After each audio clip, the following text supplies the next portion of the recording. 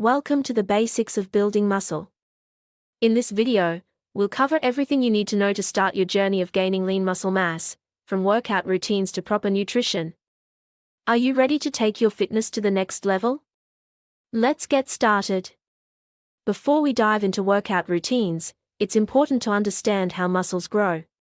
The process of muscle growth, or hypertrophy, occurs when muscle fibers are broken down during exercise and then repaired through proper nutrition and rest.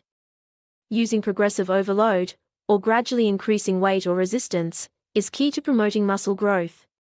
Remember, muscle growth takes time and consistency. Nutrition is a crucial component of muscle growth. A diet that is high in protein, carbohydrates, and healthy fats will give your body the fuel it needs to build muscle. Aim for a balanced diet with plenty of whole foods, as well as supplements like protein powders and creatine that can aid in muscle growth. And don't forget to hydrate. When it comes to workout routines, there are countless options to choose from. However, using compound movements like squats, deadlifts, and bench presses will recruit multiple muscle groups and promote overall muscle growth.